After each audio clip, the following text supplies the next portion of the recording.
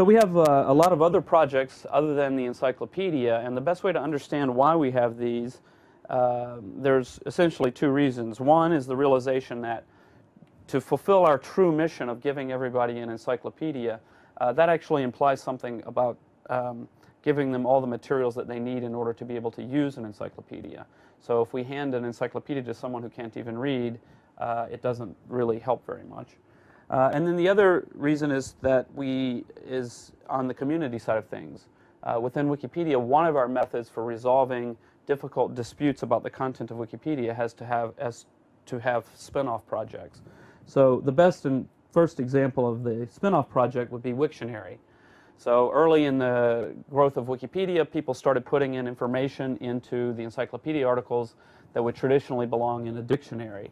And there was sort of a big fight about this. And what we realized is that a dictionary is actually a fundamentally different type of reference work from an encyclopedia. So you want to have synonyms, antonyms, etymologies, and things like this. So we spun that off into a separate project, which has been steadily growing. It actually didn't grow as fast in the early days as the encyclopedia did. And I think the reason for that is that a dictionary actually has to be fairly large before it becomes useful, whereas an encyclopedia article as a standalone item becomes useful the minute you've written it. And even today, I mentioned the grant from Kinnisnet. Part of the grant from Kinnisnet is to work on developing the software. A dictionary is inherently structured data. There should be fields in the database for synonyms, antonyms, things like this.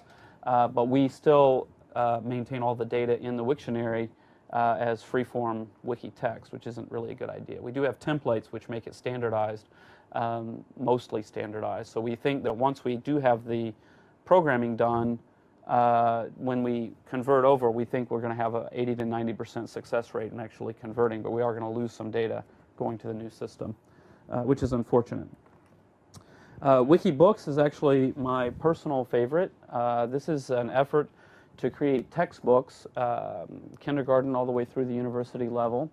And this is really where I think our work is going to be very, very important in addressing issues of the digital divide and things like this. You know, textbooks are very expensive, educational materials are expensive, and making them available under a free license is really, really important. One of the reasons is that local teachers can freely adapt our materials to their local environment. So even if it may be difficult for us to translate basic educational materials into Swahili, someone local can do it, and not only do it for their own class, but also give it back to us, and we'll present it on the internet, and it becomes a growing thing. Wikibooks is still a fairly young project. There's actually quite a bit of work going on there. But if you think about the total size of a curriculum, kindergarten through the university level, it's much, much bigger project than the encyclopedia, and it's going to take many, many, many years to come to fruition.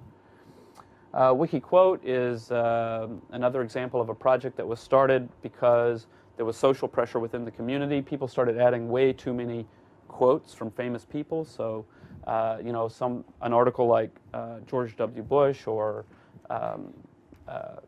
you know, John Blair or whoever, it would become really huge with famous quotes from the person. It's not really an encyclopedia article, but it's certainly valuable information to collect. So we have WikiQuote, which is like Bartlett's familiar quotations, and so all that stuff has been moved out. And now in an encyclopedia article, of course it's appropriate to have one or two quotes, but anything more than that should be moved out. Wikimedia Commons. This is where we place all of our media files. So that means images, movies, sounds, all that kind of thing. This is essentially the things that are mostly they're language neutral. And so one of the reasons that we did this is that we realized there was a lot of accidental duplication of effort going on. So if you were working in the English Wikipedia and you decided that you wanted a photo of the Eiffel Tower, you could probably take a good guess that you could go and look in French Wikipedia and find one, and you'd be right. But if you wanted a picture of something in Thailand, it wouldn't have occurred to you probably to go and look in the Dutch Wikipedia. But in fact, there's a very, very active Wikipedian he works in Dutch Wikipedia and he lives in Thailand. And so he contributed a lot of pictures to the Dutch Wikipedia, which no one else could find, because you would never think to look for something in Thailand in the Dutch Wikipedia. So we moved all of these things out. There's over 100,000 freely licensed media objects there. Another rationale for Wikimedia Commons is that because what we're trying to do is global, we have to deal with the complexities of copyright laws in many, many, many different countries. And we have different standards in different languages sometimes to depend on what's freely reusable in other countries. In terms of law, it's safe enough for us to follow United States law because the servers are in the United States, the foundation is there. As we get more and more data centers elsewhere, it becomes a little murkier, but the problem is, say in German Wikipedia, they don't allow any fair use or fair dealing type of images simply because under German law it's a much narrower concept. And so even though legally we can host it on our servers, that's not a problem. The real problem is if somebody wants to take our content and reuse it in Germany, they're going to have a big problem if we have a lot of stuff that wouldn't be legal in Germany. So Wikimedia Commons tries to follow a very strict set of rules so that everything in Wikimedia Commons is fully freely licensed and should be usable anywhere in the world, with subject to there's always some minor confusions and complications. And then finally, Wikinews is our newest major project, and Wikinews was formed primarily because we noticed that Wikipedia has become very, very good at covering big breaking current event stories. So, for example, the first real example of this was September 11th. We were still a very, very young project, and it was really interesting on the day of September 11th how our coverage differed from what was in the media. In the media, you could turn on the television and see the towers fall down over and over and over.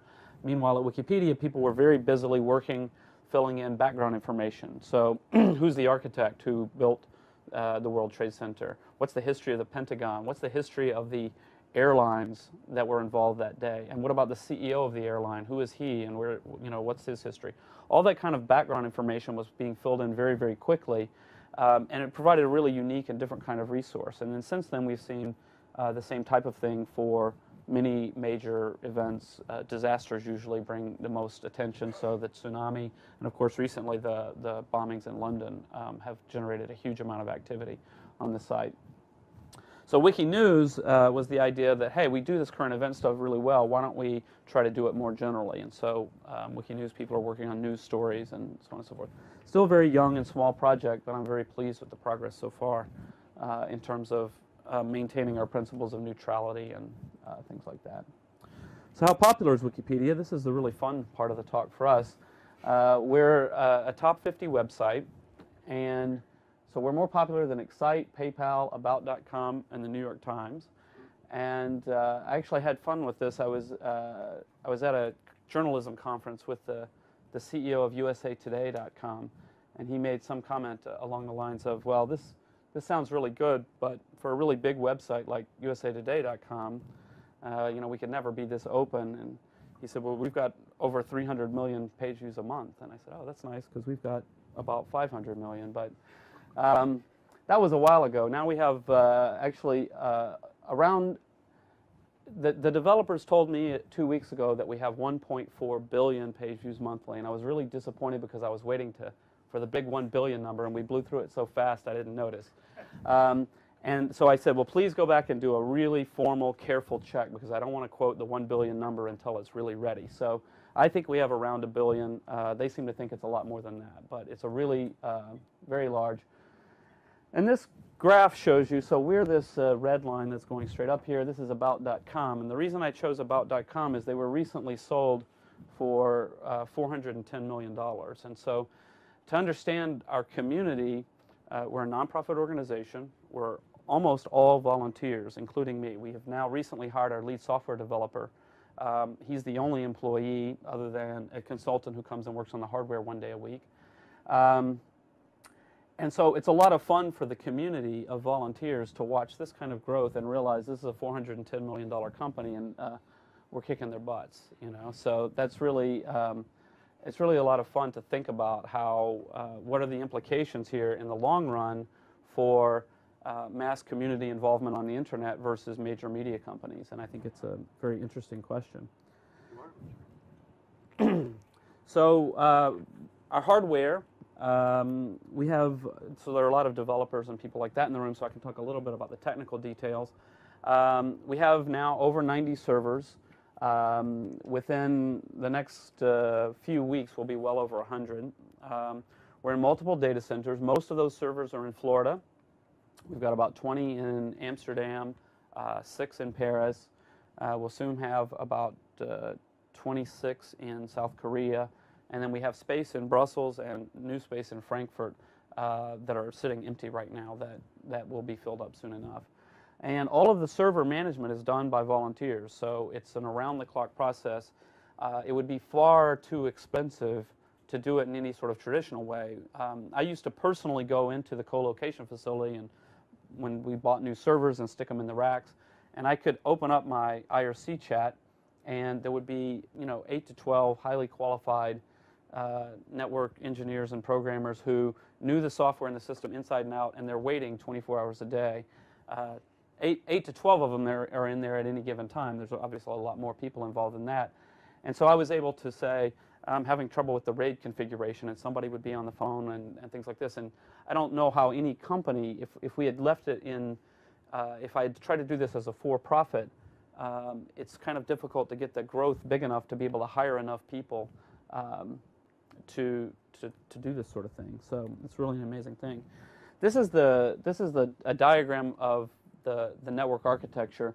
This is really out of date because now there's so many servers it would be a little too cluttered. But the essential point here is that it's a very traditional web farm type of layout. So we've got the internet out here, and then people ask the squid caches for pages.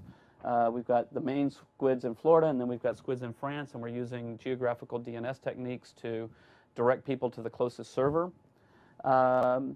If the squids have remembered the page, so I think they want us to hold questions until the end. Just wondering what a squid is. Oh, a squid. Okay, good. A squid is a server. It's a web server which has lots of memory, and if you request a page, it remembers the page in RAM. And then if you request the same page, I've already got it here. I can just send it to you. This is really, really helpful for things like when the Pope was announced. We had a huge spike of traffic to one page on the site, which was his biography. Actually, it's a funny story there because 2 different reporters called me up and said, "This is amazing because you had a whole story while CNN just had a headline saying new Pope announced, and they didn't have a story yet. How did you do that?"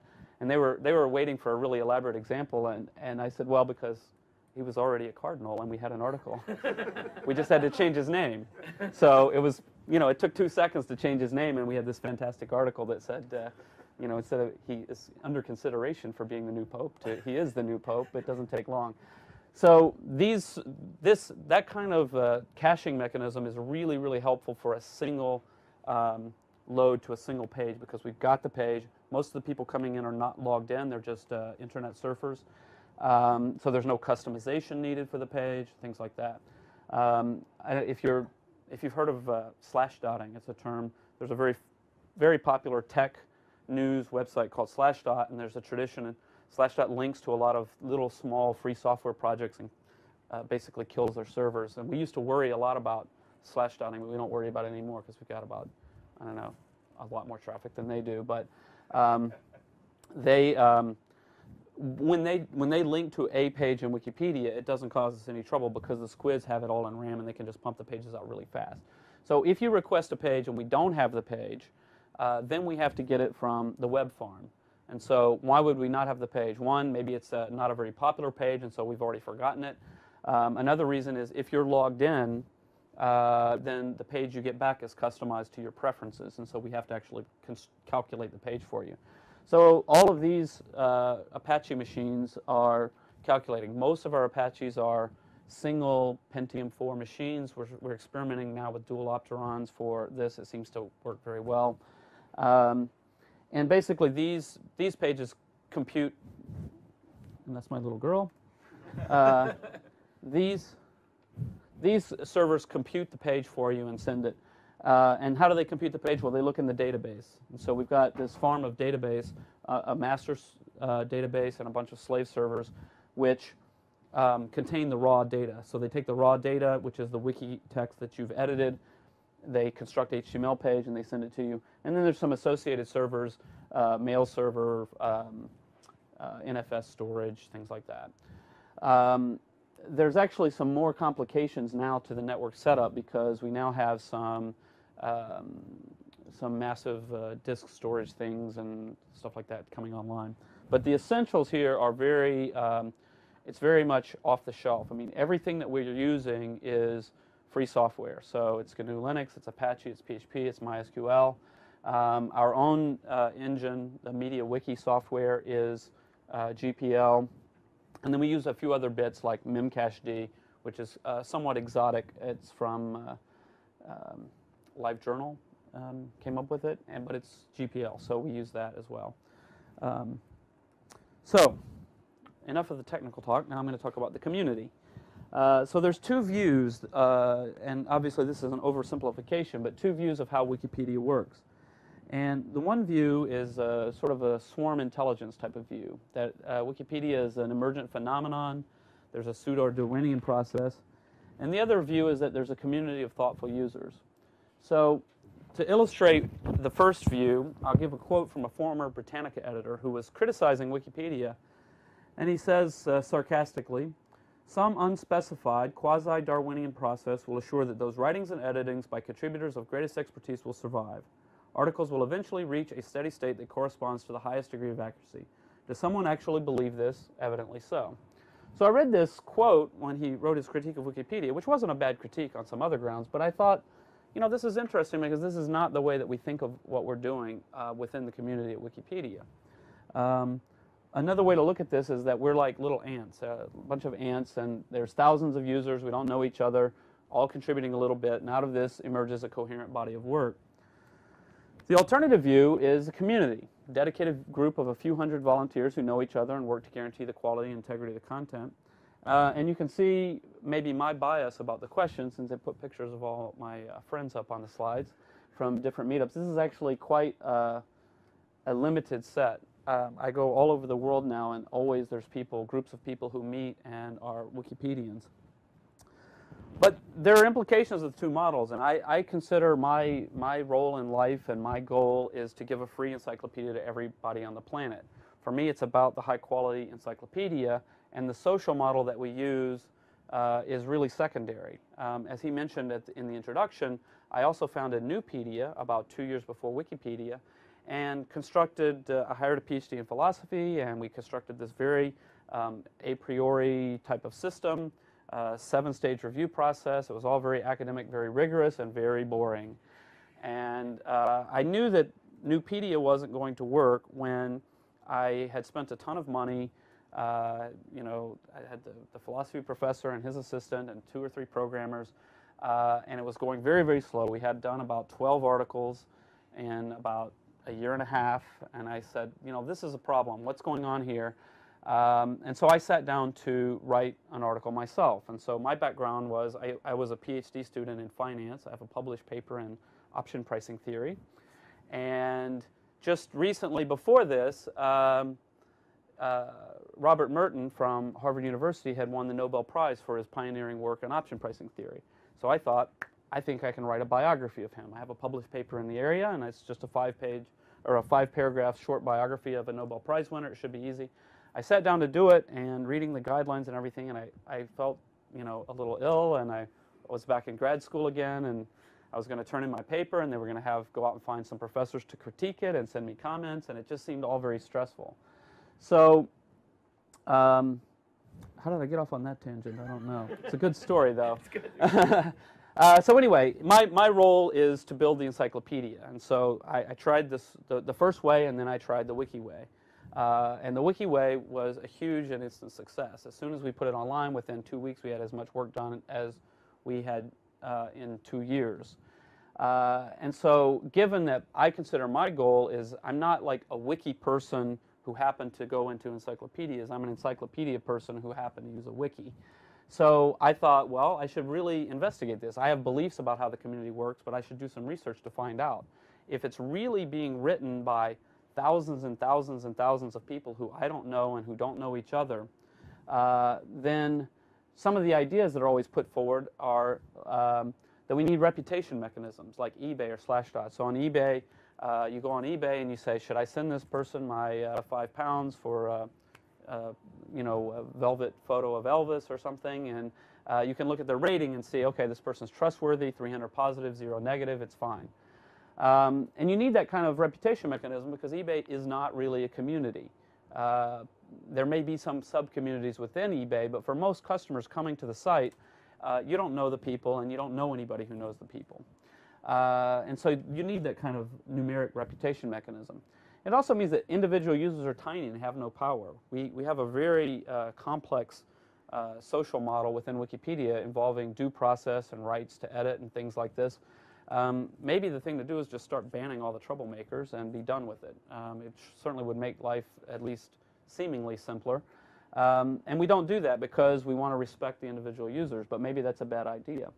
In the community model, on the other hand, reputation is a natural outgrowth of human interaction. So it's much like any traditional organization where you know the people, you know people who know them, and you begin to recognize things about them over time. So I may recognize this person's very good in biology, but is really a mess whenever it comes to editing anything having to do with Israel and Palestine. Or you may notice this user does good work, but is really a jerk. And those kinds of things, those are the kinds of judgments that you make within any organization. You know who you think is really, really smart and who you think is really good in one area but doesn't know anything about another area, who is properly deferential to what they don't know and isn't. So that's a natural outgrowth of human interaction, and is far too complicated to capture in any kind of numeric model of, you know, this person has 83 points. It doesn't tell you very much.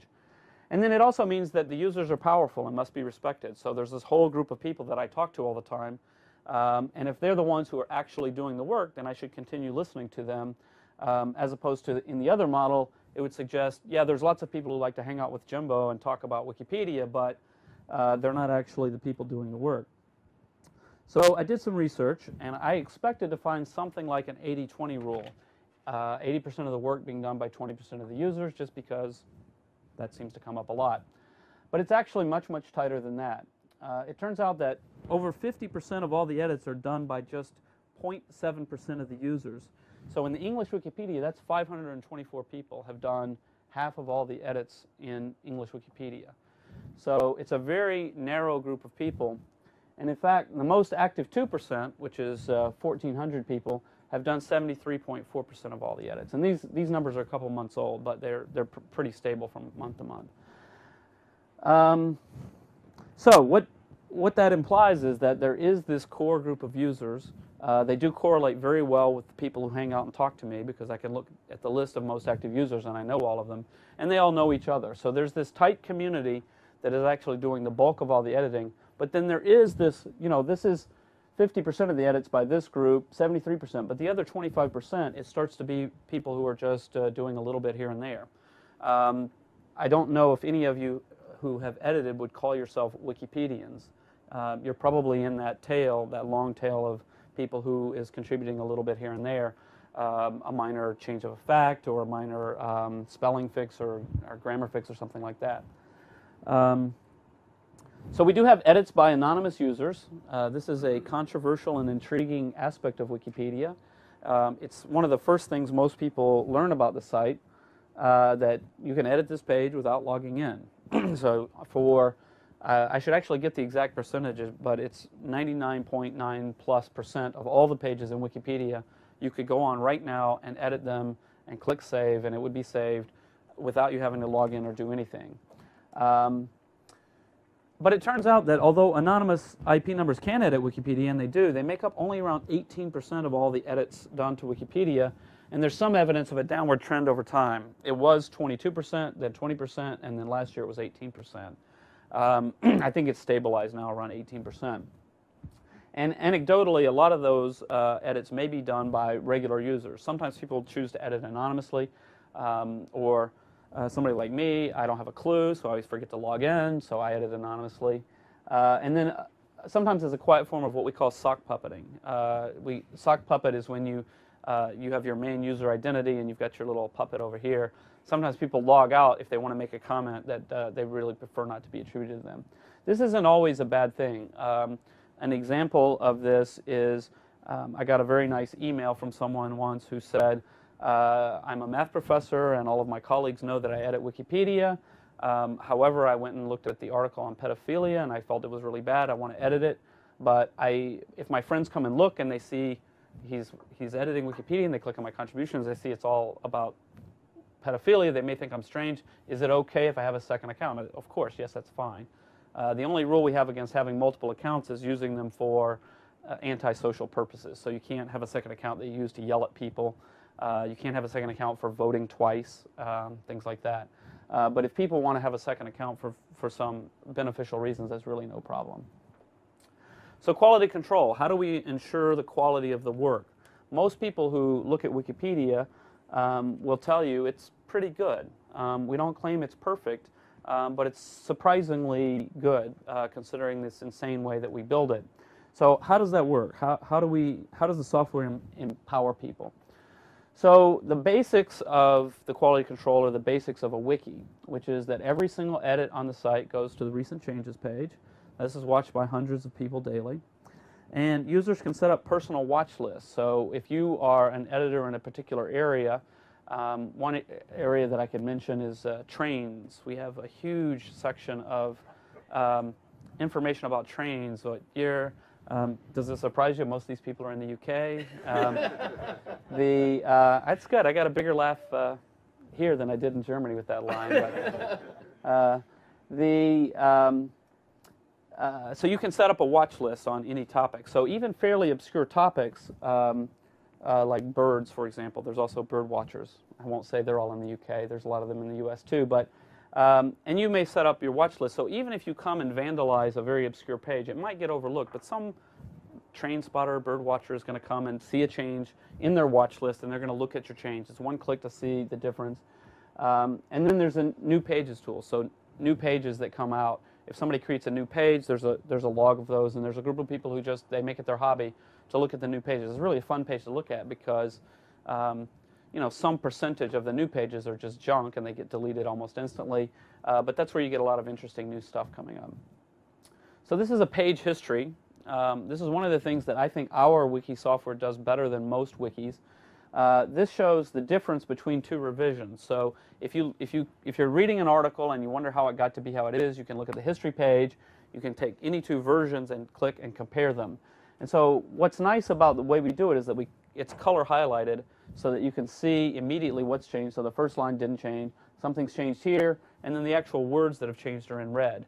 And so it makes it really easy for people to monitor the page, particularly for very small changes. I mean, one of the most common types of vandalism is,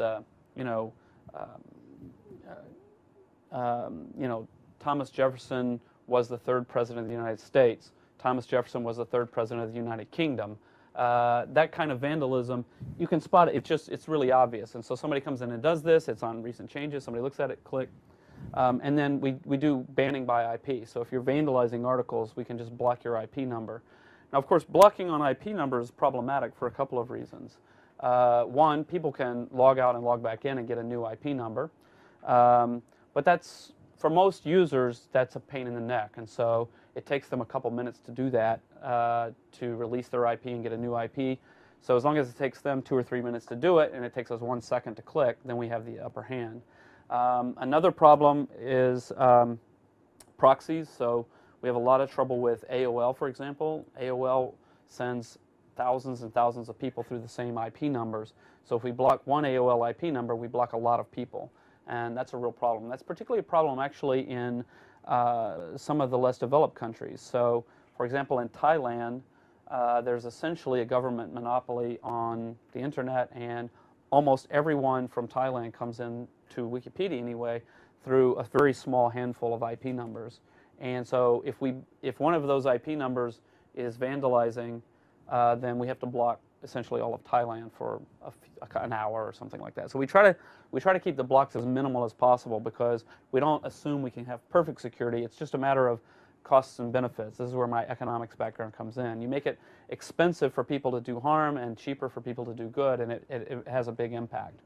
And then the final thing, and this has just recently become a problem, is there's the Tor routing system for people to surf the web anonymously.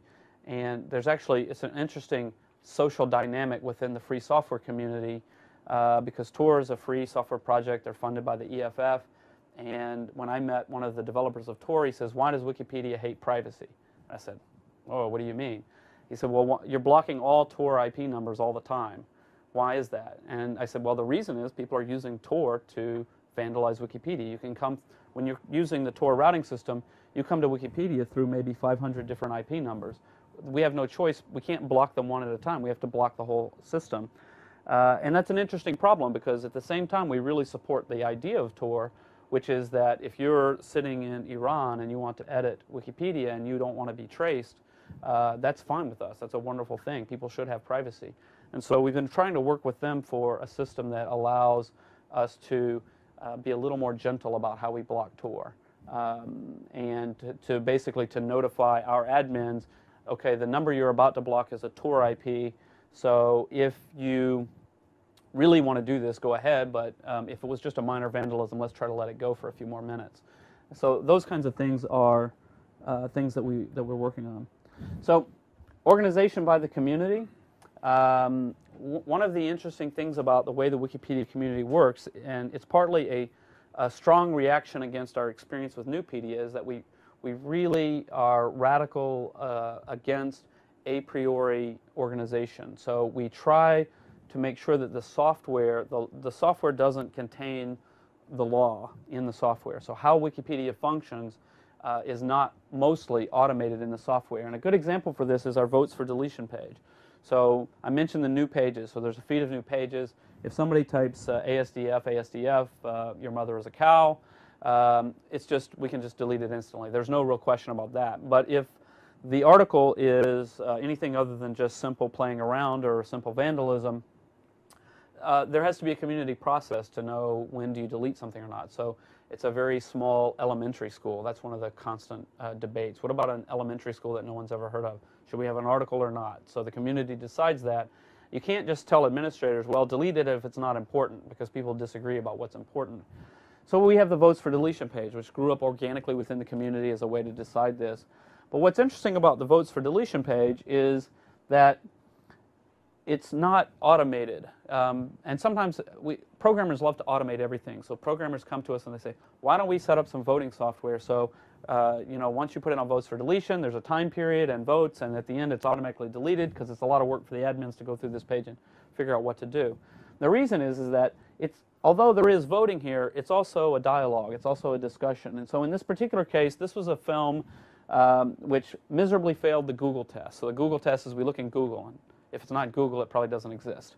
And so it failed the Google test. So the first couple of people say delete, delete, and somebody says, okay, keep it. I found it. It's in the Film Threat video guide, 20 underground films you must see. So yeah, it's not very famous, but it has some critical notice, good or bad.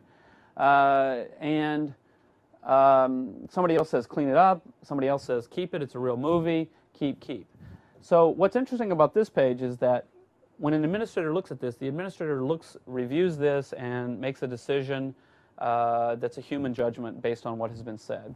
And this could have easily been 27 votes to delete and 3 strong keeps.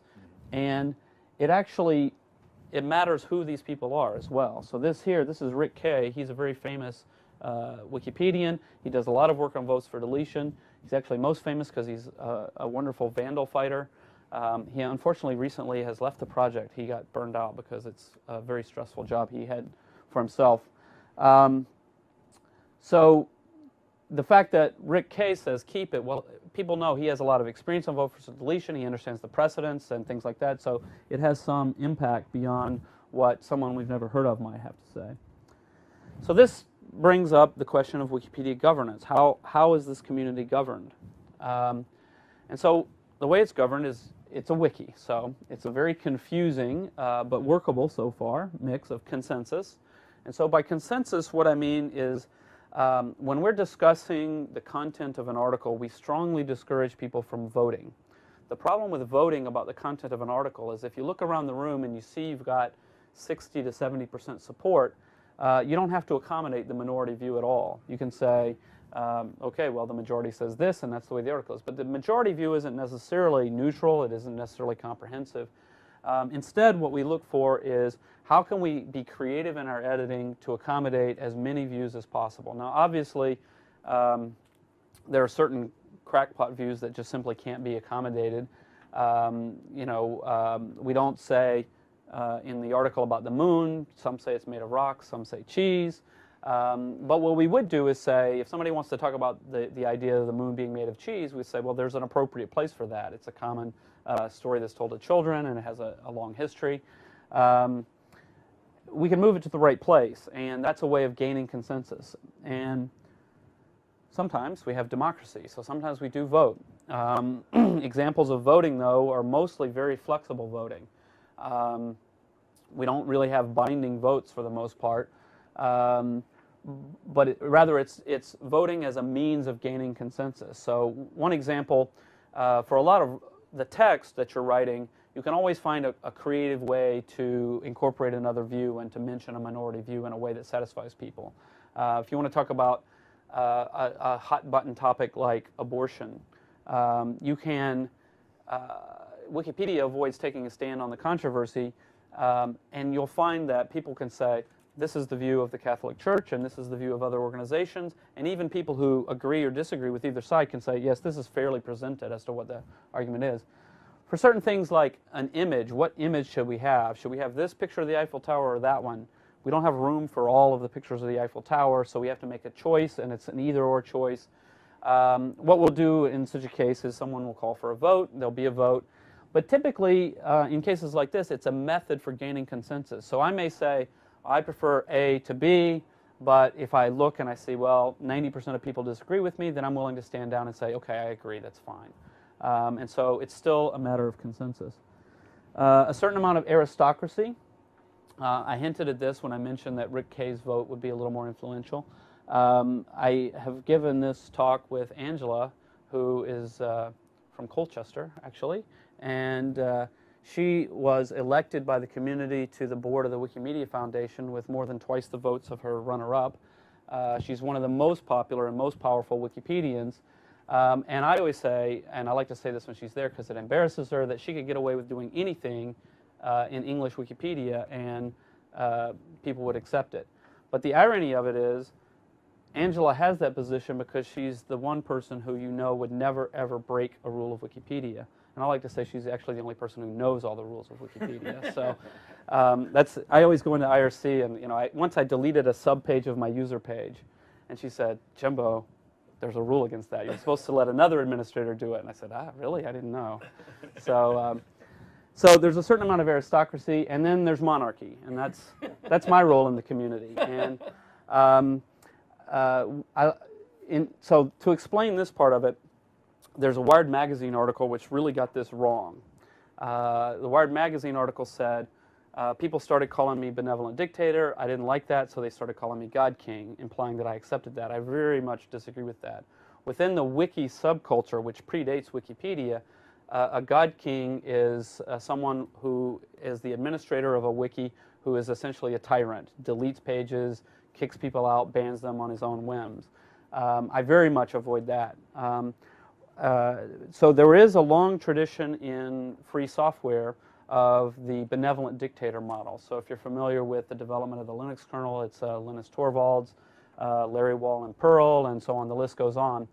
And the reason for that, it's not that these programmers are little tyrants, it's that when you're trying to run an all-volunteer organization on a rough consensus, you're trying to avoid formal decision-making processes which can go wrong, it's very helpful to have a trusted person who's earned the respect of the community, who you say, well, this person is going to think about everything, take into account as many views as possible, and then sometimes a decision needs to be made. It's more important that a decision be made than that we get stuck endlessly debating two very similar alternatives.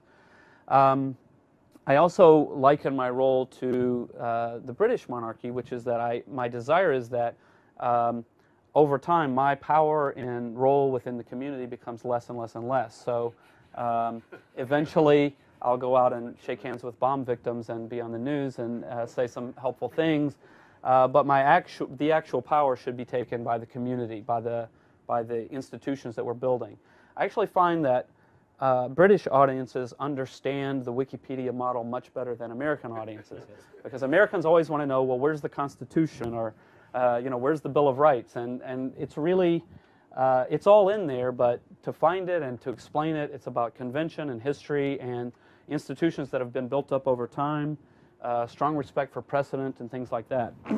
So that's the way it works. And to give an example of why I still think that the role of the monarchy is helpful within the project, we recently had a situation where a neo-Nazi website discovered Wikipedia, and they were very upset about this Jewish conspiracy, and they went so far as to discover that we had a votes for deletion page, and they said, fine, we're going to delete the pages we don't like.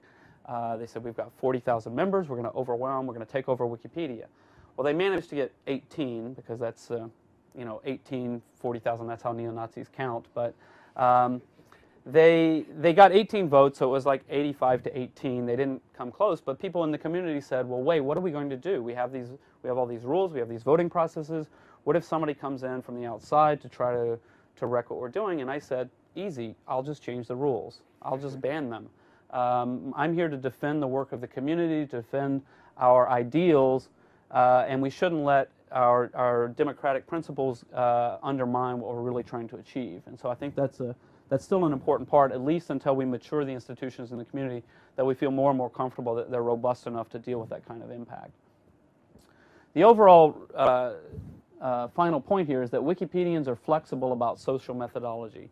We value the results over the process. So for this core group of people, there's nearly unanimous agreement about certain basic principles.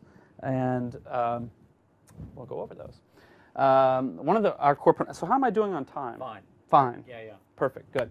One of the core principles is free knowledge. So everything that we do is under a free license. This is important to our community for a number of reasons. It ensures that the content remains non-proprietary. So all these people who I talk about who are volunteering so much time and energy, they're not doing it to donate their time to the Make Jimbo Rich Fund. They are trying to help the knowledge of humanity. And so it's a part of the social contract within the community that because everything's under a free license, that means the community can leave, or any significant subset of the community can leave. So if I don't do a good job in running the project, if the board does something crazy, people can leave. And that gives them the comfort to say, it's okay for me to contribute a lot of time to this because I know that it's always going to remain free. The next 2 points are a pair of points. One is that it decreases an individual sense of ownership, and it increases a sense of shared ownership. And so what I mean by this is a lot of collaborative writing projects founder on people feeling this is my text. So I've written an article and now I don't want anybody to mess with it. This is my text. And because it's freely licensed, everybody knows, everybody's warned from the outset, people can take it, they can edit it, they can change it, you have to let it go. Once you've written an article, you let it go. It's not your article anymore. At the same time, because of the non-proprietary nature, because of the global humanitarian mission, the free license gives people a sense of shared ownership. We in the community are taking care of this. We should do a good job.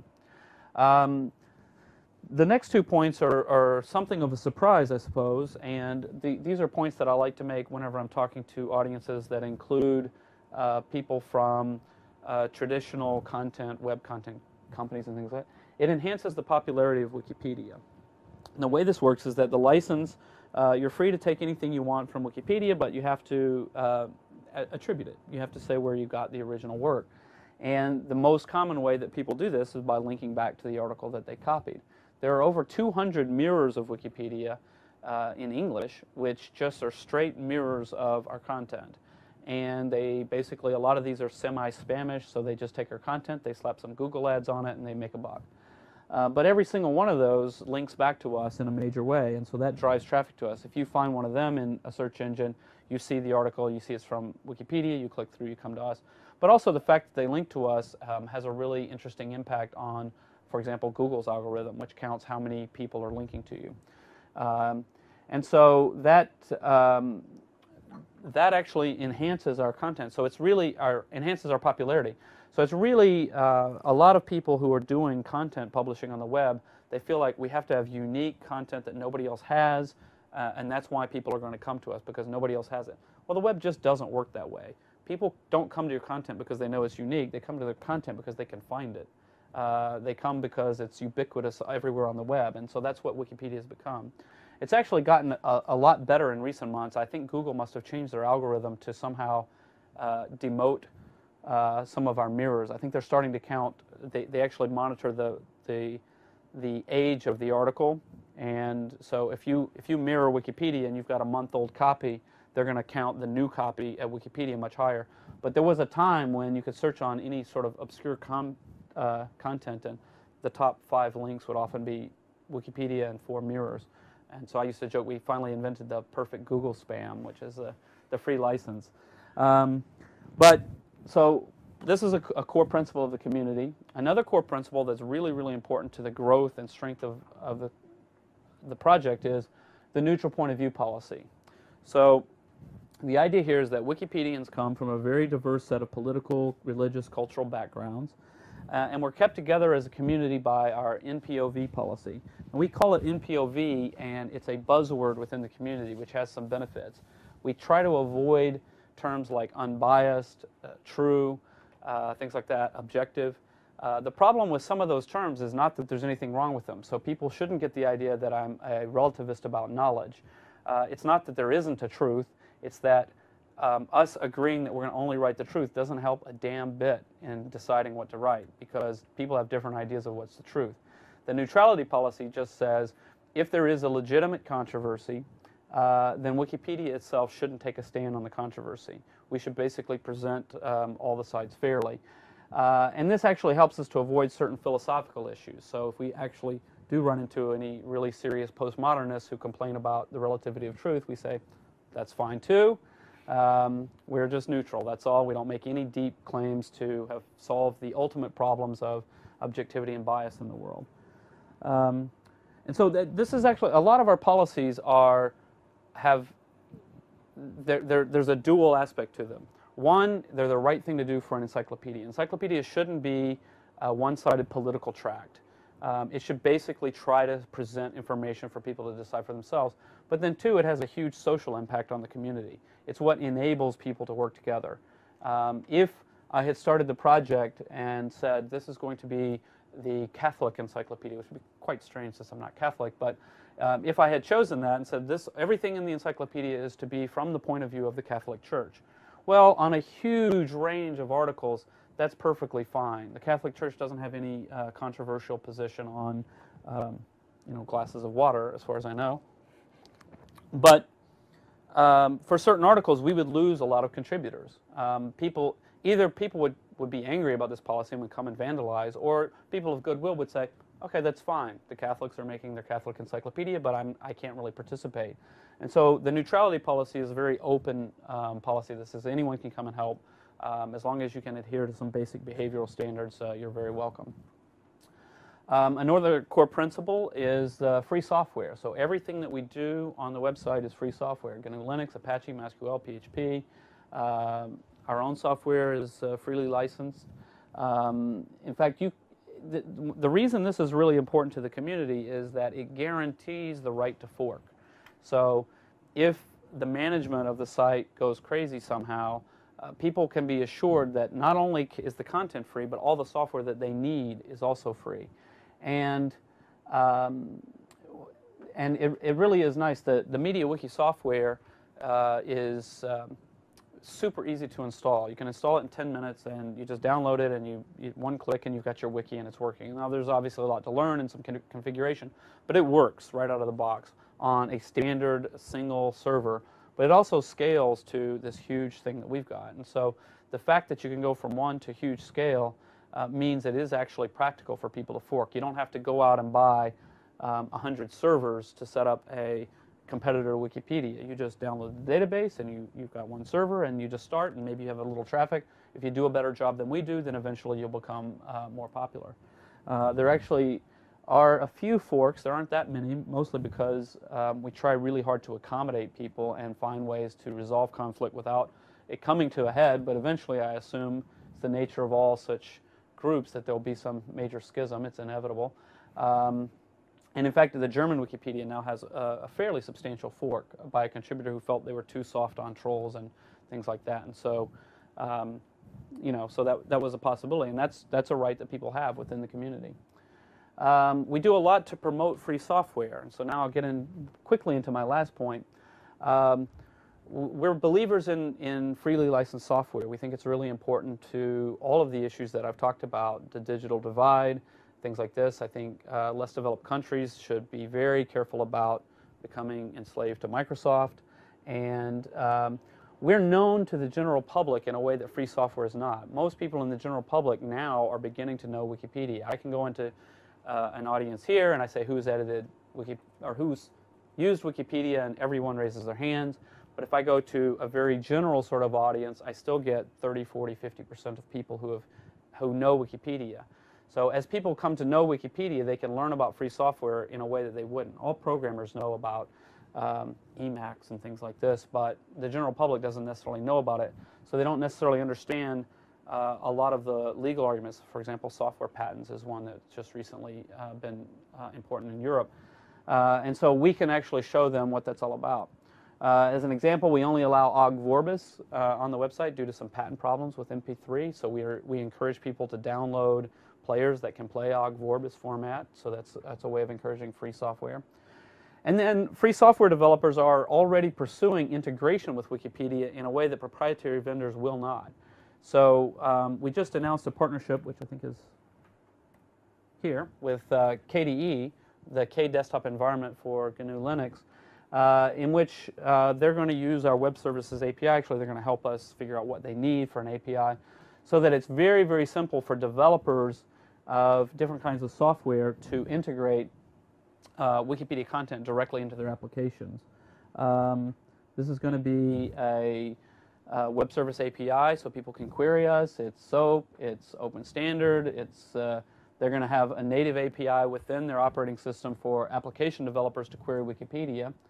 And it'll also provide offline functionality, so people can have an offline version of Wikipedia.